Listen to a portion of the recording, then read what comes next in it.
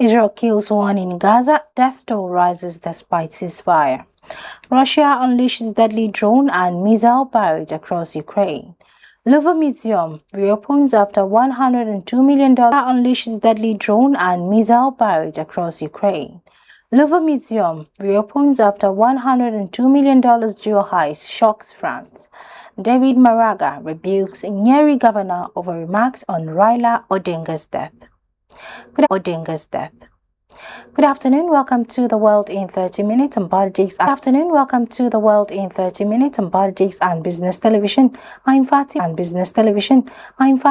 Abubakar Oyibo. Many thanks for joining us. Details of this news stories and more content to come after the short break.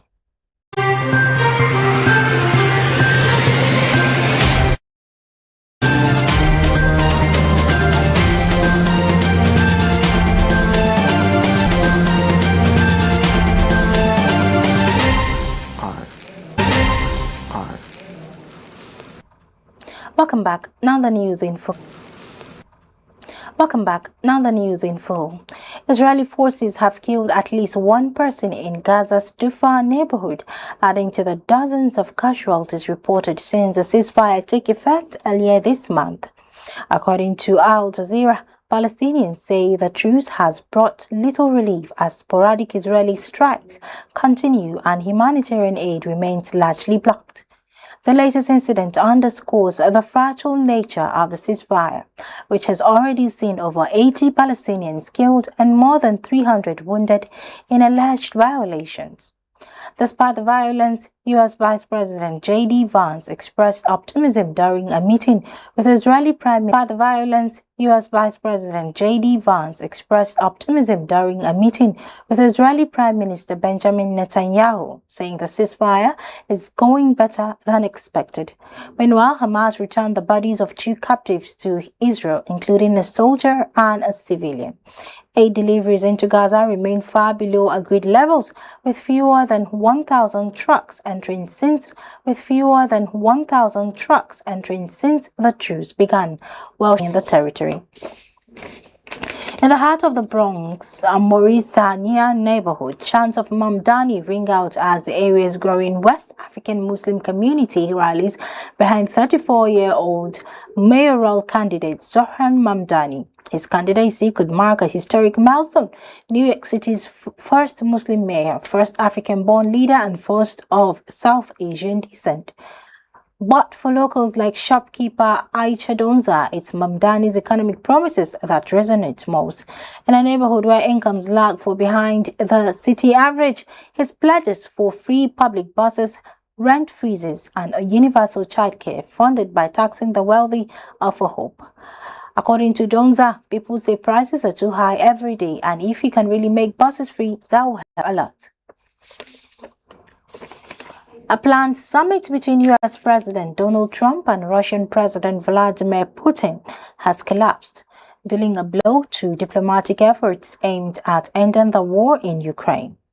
The talks reportedly broke down over disagreement on a proposed ceasefire. Trump at the White House later this week warned that any deal recognizing Russian territorial gains would undermine Ukraine's sovereignty.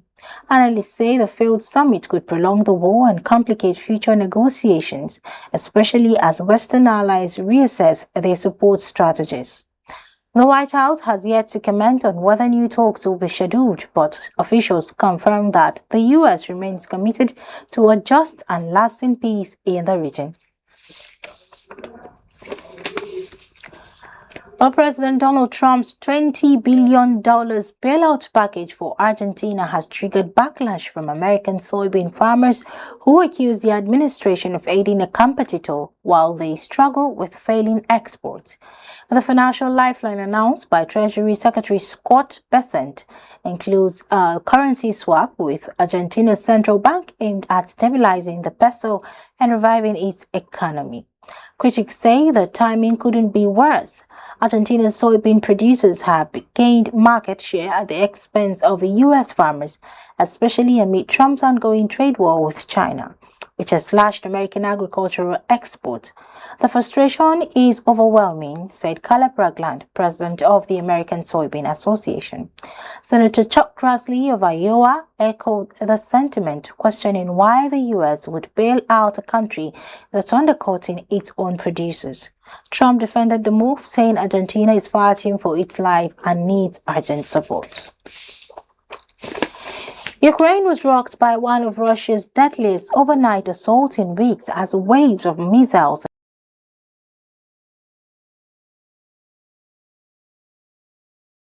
and drones tore through cities across the country. At least 6 people, including 2 children, were killed and dozens more injured in the strikes, which targeted residential areas and energy infrastructure. Kyiv bore the brunt of the attack, with explosions reported in multiple districts. Fires broke out in the Dniprovsky and Dnipro areas, where drone debris and missile fragments struck residential buildings. Ukraine's Air Force said Russia launched 28 missiles and 405 drones, of which 16 missiles and 333 drones were intercepted. The strike triggered emergency blackouts and left thousands without power as officials warned of Moscow's escalating campaign to cripple Ukraine's energy grid ahead of winter. President Trump's calling them cowardly acts of terror and urging allies to bolster air defense support. Moving to France, the Louvre Museum in Paris has reopened its doors just 3 days after a daring daylight robbery saw thieves escape with royal jewels worth an estimated $102 million. French authorities say 4 suspects used a truck-mounted basket lift and power tools to breach the Apollo Gallery, making off with 8 priceless items, including a diamond-studded crown and an emerald necklace once gifted by Napoleon to Empress Marie-Louise. The heist, executed in under 8 minutes, has prompted a nationwide manhunt involving over 100 investigators. Culture Minister Rachida Dati described the operation as very efficient, while Interior Minister Laurent Nunez expressed confidence that the perpetrators could be caught soon. Although the museum reopened at its usual time of 9 a.m. on Wednesday, the Apollo Gallery remains closed as forensic teams continue their investigation. The Louvre's director is expected to testify before the French Senate Culture Committee regarding the breach and future security measures. You're still watching The World in 30 Minutes live on Politics and Business TV. Still to come, Afghan refugees face expulsion as Pakistan-Taliban tension escalates. Stay with us.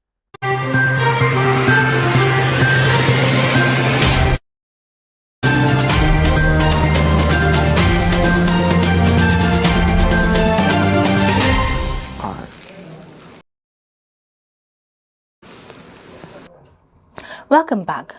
In a major maritime crackdown, the Pakistan Navy has seized narcotics worth over $972 million from 2 vessels in the Arabian Sea, operating under the Saudi-led Combined Maritime Forces (CMF. The Navy intercepted 2 dhows within 48 hours as part of up 2 tons of crystal methamphetamine valued at $822 million, 50 kg of cocaine worth an additional $150 million were intercepted without incident. The Commodore Fahad Al-Joaid of the Royal Saudi Naval Forces hailed the operation as one of CMF's most successful drug busts. The seized narcotics were tested and disposed of, with officials emphasizing the importance of continued multinational cooperation to combat drug trafficking in the region. Meanwhile, thousands of Afghan refugees in Pakistan are facing forced expulsion amid rising tensions between Islamabad and the Taliban government in Kabul. The Pakistani government has accelerated its campaign to shut down all 54 Afghan refugee villages nationwide, citing national security concerns and labeling undocumented Afghans as illegal foreigners. Many of these refugees, like Al-Amir's family in Kohat, have lived in Pakistan for decades and now fear being uprooted from the only home they've known. The crackdown follows recent border clashes and Taliban accusations of Pakistani airstrikes inside Afghan territory. Prime Minister Shehbaz Sharif has ruled out any further extensions for undocumented refugees, directing provincial authorities to ensure swift repatriation. Human rights group warned that the mass deportations could trigger in Taliban-controlled Afghanistan. South China Sea. China's Ministry of National Defense has accused Australia of covering up what it calls an egregious illegal intrusion into Chinese airspace. The accusation comes in response to Canberra's earlier claims that a Chinese fighter jet released flares dangerously close to an Australian P-8A Poseidon surveillance aircraft near the Paracel Islands, calling the maneuver unsafe. Beijing has lodged a formal complaint and criticized Australia for allegedly using twisted propaganda to deflect from its own actions. Analysts suggest the incident reflects China's broader strategy to push Western forces out of contested waters. The diplomatic fallout adds strain to already fragile relations between the two nations, with both sides standing firm on their narratives. Former Chief Justice David Maraga has publicly condemned Nyeri Governor Mutahi Kahiga for controversial remarks made following the death of former Prime Minister Raila Odinga. In a viral video, Kahiga is heard saying Raila's passing is a blessing in disguise for central Kenya, claiming the late ODM leader had hindered development in the region. Maraga responded by invoking the 2010 Constitution, stating that such comments violate the principles of dignity and respect for the deceased. The backlash was swift and widespread, prompting Kahiga to resign from his position as Vice Chairman of the Council of Governors.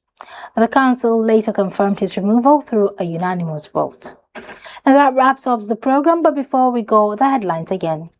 Israel kills one in Gaza, death toll rises despite ceasefire. Russia unleashes deadly drone and missile barrage across Ukraine. Louvre Museum reopens after $102 million jewel heist shocks France. David Maraga rebukes Nyeri governor over remarks on Raila Odinga's death. For more updates and in-depth analysis, follow Politics and Business TV.English on YouTube and Facebook, PTV_ENG. Remember to subscribe and stay informed. From me...